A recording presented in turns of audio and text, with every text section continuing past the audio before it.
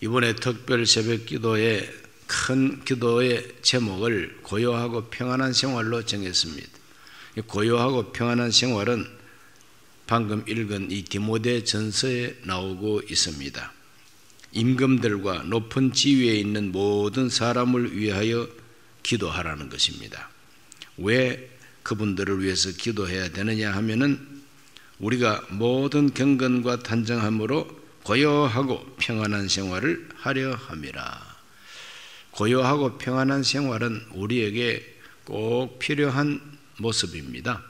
그래서 지금 기도하러 오신 여러분 인생 그 자체가 고요하고 평안한 생활 되기를 바랍니다. 이것이 바로 바울의 첫째 당부라 그랬어요. 첫째로 권하노니. 이 첫째로 권한다는 것은 뭐 순서적으로 첫째, 둘째 이렇게 있는 것이 아니라 간절하게 아주 강력하게 당부한다 이 말인 것입니다. 그 첫째 당부가 무엇이냐? 모든 사람을 위하여 기도하라는 것인데 기도 종류가 많습니다. 간구, 기도, 도고, 감사 네 가지가 바로 바울이 가르치는 그 기도의 네 가지 형태인 것입니다. 간구가 뭐냐 하면은 뭔가 간절한 소원, 아주 목표가 너무나 뚜렷한 다급한 그런 탄원이 섞여 있는 기도가 간구입니다. 간절한 기도. 그다음 두 번째 기도는 그 일반적인 기도입니다. 평상시에 하는 기도입니다. 도고라고 하는 것은 요즘 말로 중보기도입니다. 남을 위해서 자기를 위한 기도가 아니라 남의 사정을 내 사정처럼 생각해가지고 간절하게 유엔군이 도와주는 것처럼 협력하고 그 사람을 긍휼히 여기는 마음으로 기도해 드리는 것이 도고입니다. 도고. 그 다음에는 감사입니다. 감사는 베풀어 주신 하나님의 은혜와 응답해 주신 것을 잊지 아니하고 하나님께 감사하고 찬미하는 것이 바로 감사합니다. 그러므로 우리의 기도의 생활, 기도의 영성은 이러한 네 가지의 형태가 다 포함되면 좋습니다. 자, 이와 같은 간절한 그 기도를 임금들과 높은 지위에 있는 모든 사람을 위하여 하라. 임금님 한 사람만을 위한 기도도 아닙니다. 임금들이라 그랬어요. 여기 임금들이라 하는 것은 여기에 한 사람밖에 없는 왕을 두고 하는 말이 아니라 지도자들을 일컫는 말입니다. 높은 지위에 있는 모든 사람은 그 임금과 함께 다스려 나가는 리더십 그룹입니다. 우리나라 말로 말하면 대통령을 위시한 각부 장관들과 국가의 아주 중요한 기관장들, 이런 분들을 위해서 기도하라고 하는 것이 바로 바울의 첫째 권면인 것입니다. 내가 첫째로 권하노니, 여기서 첫째로 권한다 그래서 둘째로 권하노니, 셋째로 권하노니 그거 없어요. 첫째로 권한다 이 말은 아주 중요하다 이 말입니다. 이게 무엇보다 중요하다 이 말입니다. 왜? 우리가 고요하고 평안한 생활을 하기 위해서. 임금들과 높은 지위에 있는 사람들의 그 역할이 어떤 역할이냐 하면은 그들의 역할은 꼭 운전사 역할과 같다. 지도자의 역할은 운전사의 역할과 같다는 겁니다. 일단 운전해주는 기사가 있는 자동차를 탔으면은 그 사람의 운명은 그 기사에게 달려있는 것이죠. 아무리 자기 권세가 있고 대단하더라도 이 기사가 엉뚱한 데로 가면은 그냥 그쪽으로 가게 돼 있어요. 참 불행한 일이 얼마 전에 있었습니다. 저 남쪽 어느 섬에 독일 자동차 BMW를 타고 온 가족이 타고 바다로 들어가 버렸어요. 그 아버지가 참 사업에 실패하고 무척 고민이 많았던가 봐요. 그래서 혼자서 자살하자니 하고 그 아이들까지 다 데리고 그냥 바다로 들어가 버렸어요. 바다로 들어가 버렸어요. 그러므로 이 운전하는 사람이 바다로 들어가면 바다로 들어가는 겁니다. 운전하는 사람이 낭떠러지로 내려가면 같이 낭떠러지로 내려가는 겁니다. 그래서 지도자의 역할은 운전사의 역할과 같다는 겁니다. 그래서 그 유명했던 독일의 젊은 신학자였던 본 회프라고 하는 목사님은 히틀러 치하에서 그 히틀러가 나라를 운영해 나가는 것이 2차 세계대전을 일으켜서 온 구라파에 그냥 전쟁터가 되게 한 그 모습을 보고 저러한 인간은 가만두면 안 된다. 운전대를 맡겼더니 이 운전사가 미쳤다는 거예요. 미친 사람에게 이 운전대를 맡기면은 다 죽는다는 거죠. 그래서 더 이상 운전을 하지 못하도록 끌어내리든지 저 사람을 어떻게 없애야만이 이 독일이라고 하는 또 구라파라고 하는 이 큰 버스에 타고 있는 사람들이 살아날 수 있다. 그래서 그 히틀러 암살 작전에 참여했습니다. 목사님이라 할지라도 그 히틀러 암살 작전에 참여한 겁니다. 발각이 돼가지고 처형이 이제 되기도 했습니다. 미친 자에게 운전대를 맡길 수 없다는 거죠. 그래서 지도자의 역할은 운전사의 역할과 같다. 그래서 한 국가의 지도자들이 잘못하면은 온 국민 전체가 불행하고 고통하게 되어 있습니다. 우리나라 역사로 말하면 그 대표적인 신뢰가 뭐냐면은 1910년 8월 29일 한일 합병으로 대한제국이 소멸되어 버린 그 역사적 경험이 바로 그겁니다. 그때 최고 지도자 임금은 고종 황제죠. 고종 황제와 함께 대한제국을 다스려 나갔던 높은 지위에 있던 사람들, 이 사람들은 다 운전사 역할을 한 것인데 그분들이 운전 잘못해가지고 나라가 없어져 버렸어요. 나라가 없어져 버렸어요. 전쟁을 해가지고 정복을 당한 것도 아니죠. 전쟁을 해가지고 정복을 당한 것도 아니고 그냥 나라를 갖다 바쳤어요. 천황폐하에게 나라를 그냥 갖다 바쳐버렸어요. 총 한 방 쏘지도 아니하고 반항도 해본 적이 없고 이렇게 나라를 갖다 바쳐버리고 대한제국은 소멸돼 버리고 국민들은 백성들은 목자 없는 양이 돼가지고 수탈을 당하고 억압을 당할 수밖에 없었습니다. 그때 당시에 왕과 그 지도자들의 모습을 여러 종류의 책들을 이렇게 참고해 보면은 공무원들이라고 해보아야 국민들을 짜먹는 사람. 요즘은 뭐 국가 공무원들이 다 나라에서 세금 거두어 가지고 월급 주지 않습니까? 월급을 다 나라에서 줍니다. 그런데 그때 당시에는 이 지방 관리들은 국가에서 바로 주는 세금이 없고 그냥 자기가 다스리는 그 지역에서 세금 거두어 가지고 중앙정부에다가 갖다 바치고 그 다음에는 자기도 거기에서 세금을 거두어 먹어라. 이것이 바로 그때 당시의 구조였다는 겁니다. 그러다 보니까 중앙정부 왕실에다가 갖다 바치는 것도 일정한 양을 갖다 바치고 그 다음에는 자기도 잘 살아야 되니까 국민들을 백성들을 쥐어 짜먹는 것이 바로 그들의 일이었다는 거죠.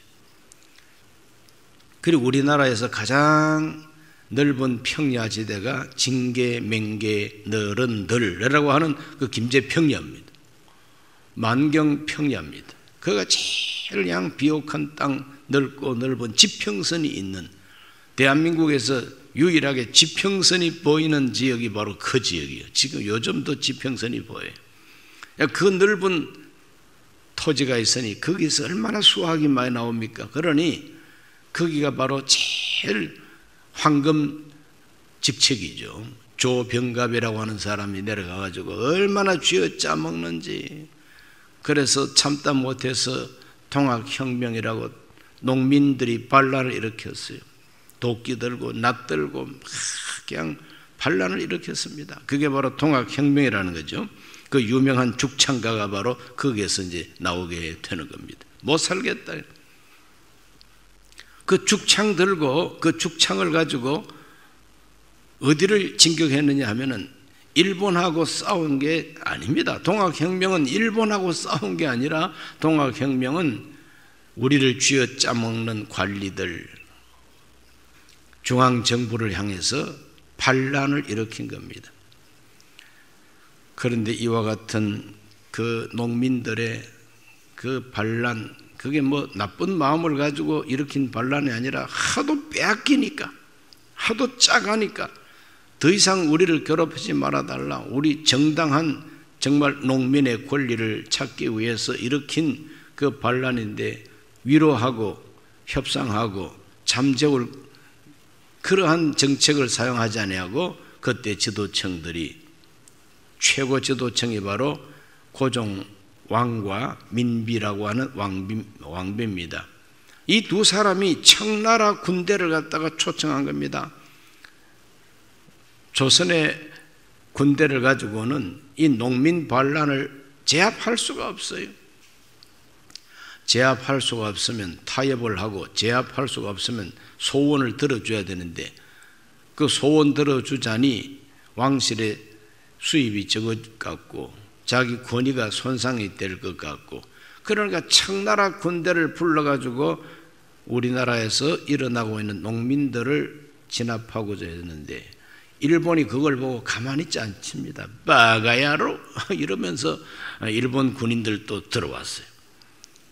그래가지고 이 조선을 갖다가 청나라가 계속해서 지배하느냐 아니면 일본이 와서 지배하느냐, 자기들끼리 조선 땅에서 자기들끼리 전쟁 일으킨 것이 바로 청일 전쟁이라는 겁니다. 그 청일 전쟁도 여름에 했어요. 여름에 한창 무더운 여름에 청일 전쟁이 터져가지고 그냥 이 나라가 엉망진창이죠. 백성들은 못 살겠다고 동학혁명 일으켜서 반란을 일으켰지, 청나라 군대하고 일본 군대가 와서 또 싸우지, 여기는 여기대로 여기는 여기대로 그냥 전쟁터가 되어버리고 만 거죠. 결국은 일본이 이겼습니다. 청나라를 일본이 이겨버렸습니다. 그 일본이 탁 이기고 나니까 막 그때부터는 완전히 일본판이죠. 내각을, 일본 내각을 만들, 일본이 지배하는 내각을 만들었어요. 김홍집 내각이라고. 그래서 일본 중심으로 내각을 편성하고 그 일본을 본받아 가지고 나라를 개혁해 보겠다고. 객관적으로는 개혁이 필요하지요. 개혁이 필요하지만 기분이 나쁩니다. 왜? 일본을 등에 업고 있으니까.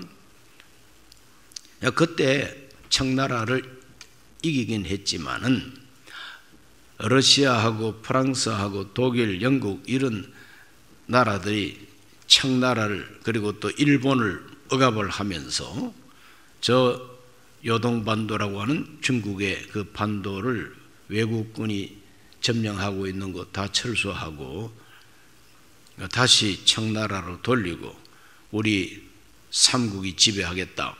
이런 식으로 하다 보니까 러시아가 굉장히 힘센 나라라고 하는 걸 발견하고 고종과 민비가 러시아를 갖다가 끌어들이게 됩니다.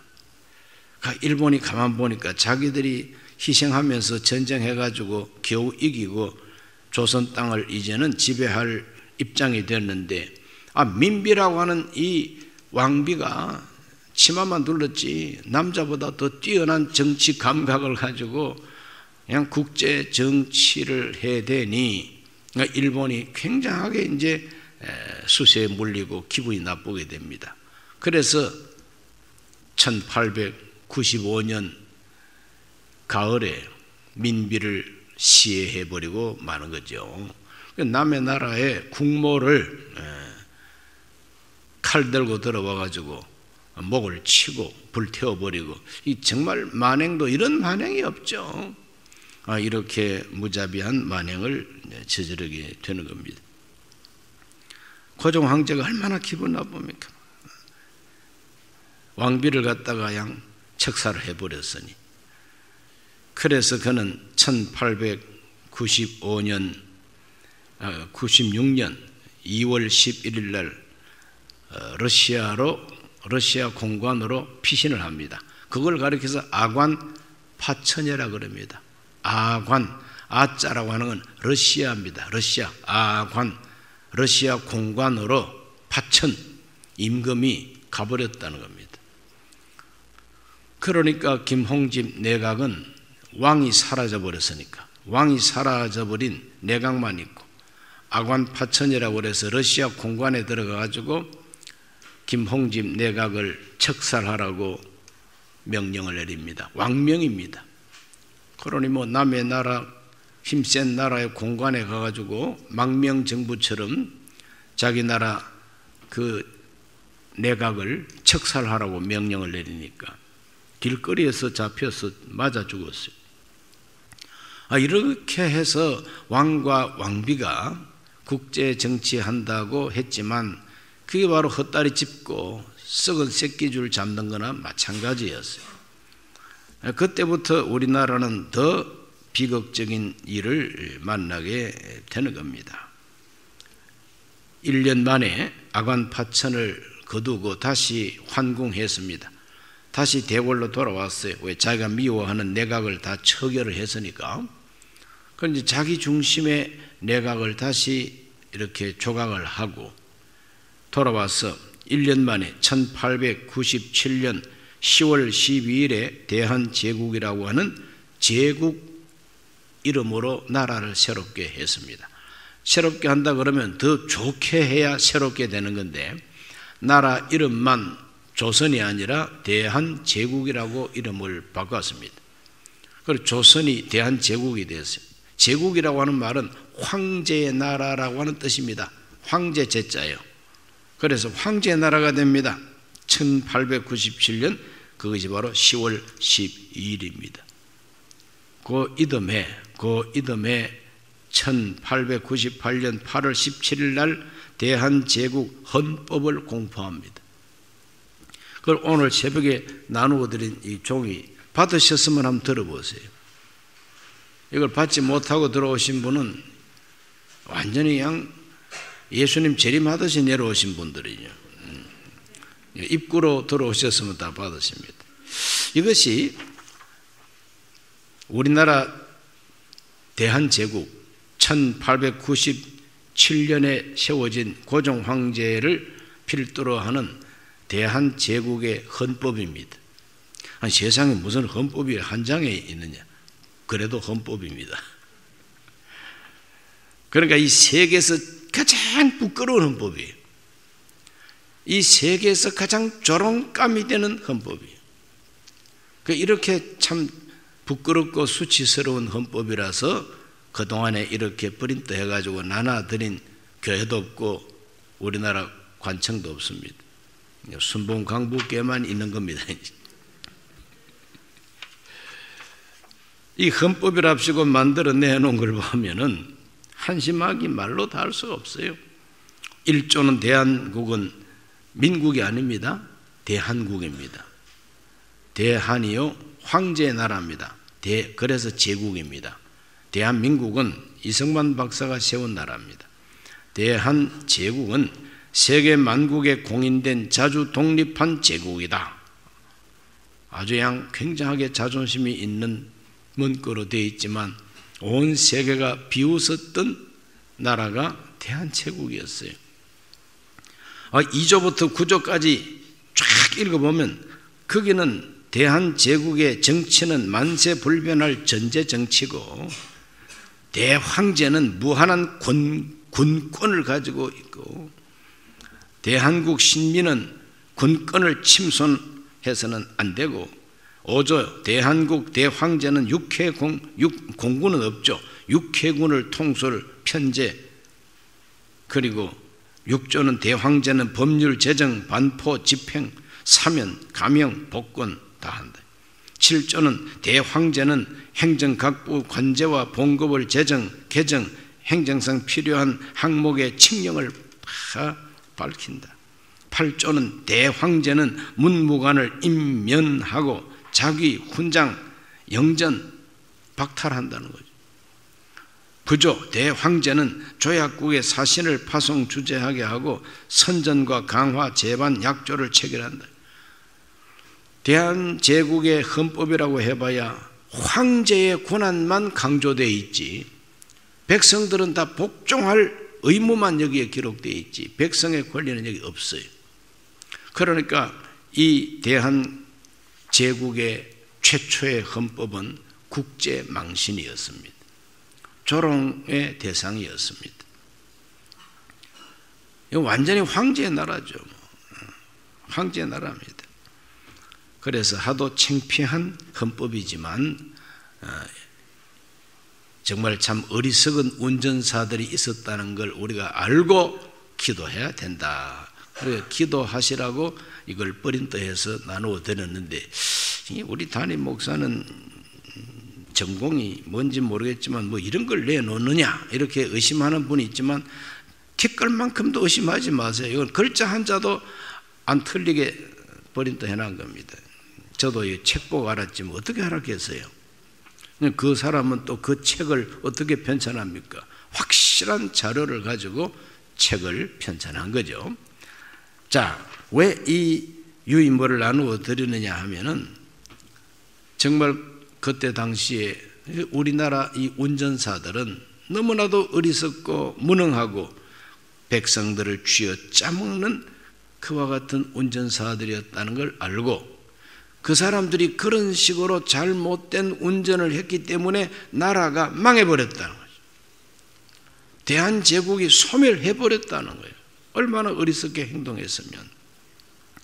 그래서 그 후에 러일 전쟁이 일어나고 또 일본이 이기고 그래서 을사보호조약이라고 하는 넉약 체결이 1905년 11월 달에 있었고 고종 황제가 기분 나쁘다고 해외에 밀사를 3사람 보냈는데 들통이 나가지고 입장도 못하고 쫓겨나고 나중에는 이토 히로부미가 고종을 찾아와가지고 폐하 우리 일본하고 상대하려면은 정정당당하게 싸움을 걸어오시오. 그러면 얼마든지 우리가 싸워드리겠습니다. 이런 식으로 뭐 밀사를 보내고 몰래 뒤로 사람 보내고 그런 짓을 하지 말라는 거예요. 조롱입니다. 야유입니다. 그러면서 당신은 황제 자격 없어. 이제 관도 일본의 이토 히로부미가 와가지고 고종 황제 폐위시켜버립니다. 그 아들 순종을 2대 황제로 딱 등극을 시키는데 황제 취임식도 없습니다. 약식으로 그렇게 해버리죠. 그러니 사실상 우리나라가 일본에게 주권을 빼앗긴 것은 1905년입니다. 1905년. 그러므로 1945년에 해방이 됐다 그러면 40년 동안 주권 없는 나라로 일본의 지배를 받았다고 말할 수가 있는 것입니다. 밀사를 파견하고 그렇게 조롱하고 막 와서 항의를 하니까 고종이 나는 밀사 보낸 적이 없다고 거짓말합니다. 나는 밀사 보낸 적이 없다. 진짜 안 보냈어요? 안 보냈다고. 보내놓고 안 보냈다고 그러니까 그렇다면 이 밀사들이 이따위 짓을 했으니까 이 사람들을 체포하시오 이렇게 나온 거예요. 그리고 고종 황제는 자기가 보낸 밀사들을 다 체포하라. 반항하면 죽여도 좋다. 또 이것까지 또 만들어내놨네. 그러니 왕의 심부름을 하다가 불귀의 객이 되고 다시 이 나라 땅에 발도 딛지 못하고 이 세계에 헤매다가 죽은 사람들이 되어버리고 만 거예요. 이준 열사는 열받아 죽긴 했는데 우리가 이제 자살했다고 그렇게 알고 있잖아요. 그냥 자살한 게 아니에요. 병으로 죽었다는 거예요. 나머지 2사람은 고종 황제가 체포령을 내리고 죽이라고 하는 명령을 내렸기 때문에 다시 귀국도 못하고 또 달다가 죽었다는 거예요.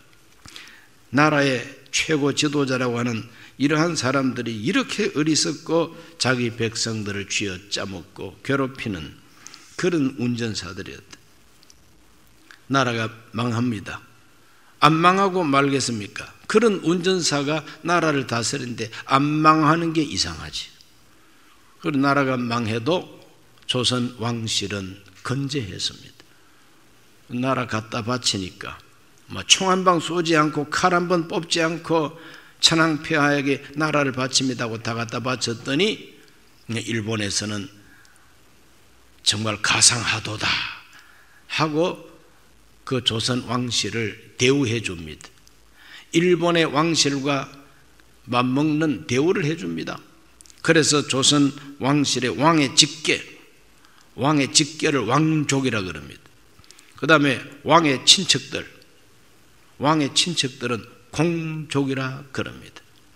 그리고 그 고종을 협조해서 나라 팔아먹는 매국노의 그룹을 76명을 자귀를 줍니다. 후작, 백작. 그래서 일제 36년 동안 잘 먹고 잘 살았어요.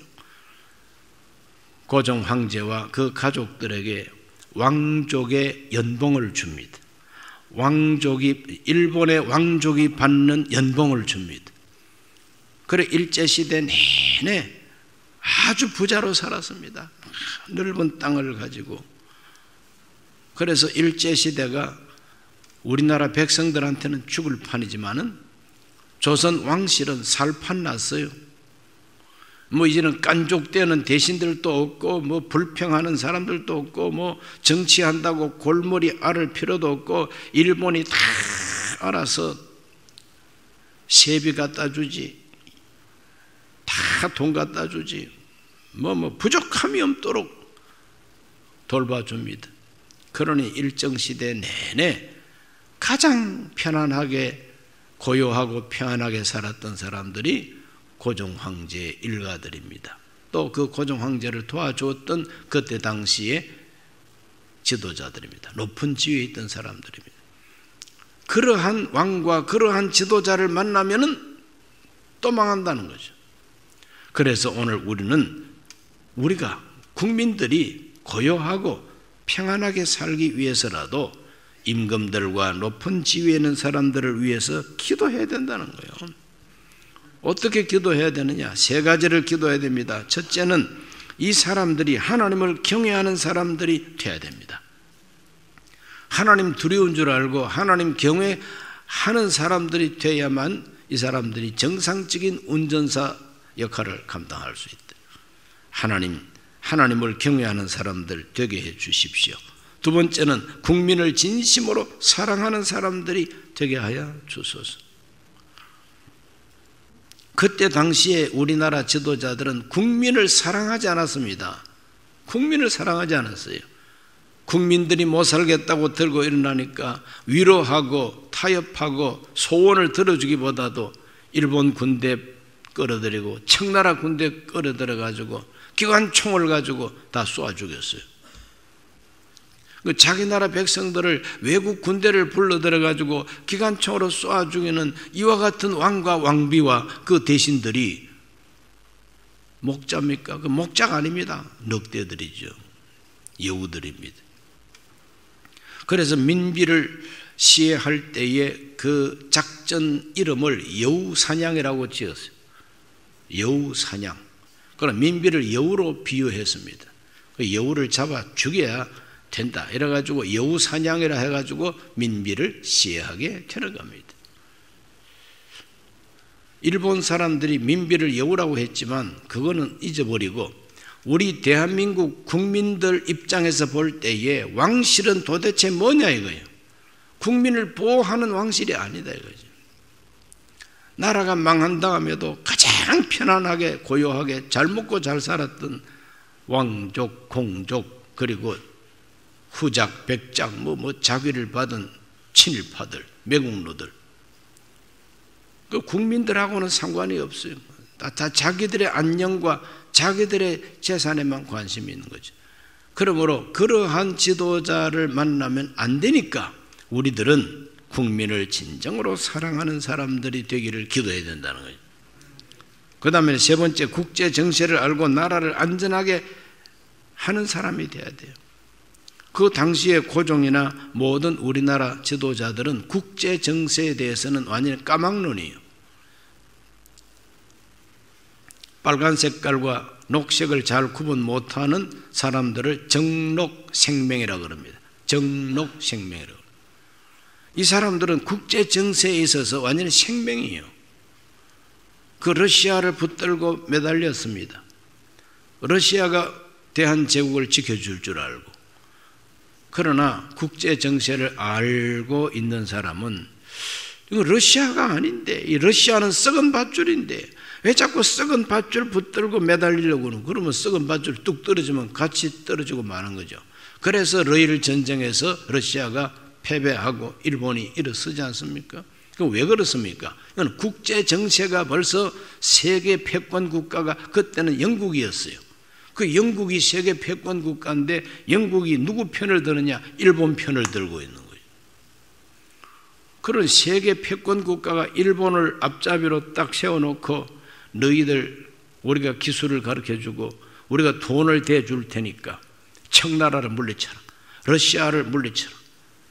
그래서 미국과 그 영국은 뒤에서 일본을 키워주고 그 대신에 너희들한테 상품을 준다. 조선 땅 전체를 상품으로 줄 테니까 니들이 알아서 하라 이겁니다. 그러므로 이 국제 정세를 알면은 나라를 좀 더 국민들을 좀 더 안전하게 할 수가 있는데 거기에 대해서 무식하니까 무능하죠. 뭘 모르면은 무능할 수밖에. 어디가 길이냐 안 보이니까 넘어지는 거죠. 오늘 이 시대에도 마찬가지입니다. 오늘 이 시대도 마찬가지입니다. 국제 정세가 어떻게 돌아가는지를 도무지 알지 못하고 무식하면은 무능한 정권이 될 수밖에 없는 거예요. 그러므로 국제 정세를 알고 나라를 안전하게 할 수 있는 지도층이 되기를 기도해야 되는 거예요. 고요하고 평안한 생활을 위해서 높은 지위에 있는 사람들을 위해서 기도하라고 바울이 가르쳐 준 것을 생각하면서 이 나라, 현재 이 나라의 운전사들, 윤석열 기사, 그리고 각부 장관이나 모든 국가의 중요한 기관의 기관장들 모두가 다 높은 지위에 있는 사람들이요. 이 사람들의 마음과 정신과 이 사람들의 그 지식이 국민들을 좀 고요하고 평안하게 할 수 있어야 되겠다. 그걸 위해서 하나님 앞에 특별 기도하는 8월 달이 되기를 바랍니다. 하나님 아버지, 오늘도 주님 앞에 나와 나라를 위해서, 지도자들을 위해서 기도합니다. 고요하고 평안한 생활을 위해서 임금들과 높은 지위에 있는 사람들을 위해서 더욱 기도하라고 바울이 가르쳐 주었습니다. 오늘 이 나라 지도층이 하나님을 경외하게 하여 주옵시고 국민들을 진정으로 사랑하고 두려워할 줄 알게 하여 주옵시고 국제 정세를 바로 알고 아버지 하나님 나라를 안전하게 운영해 나갈 수 있도록 도와 주옵소서. 예수님 이름으로 기도하옵나이다.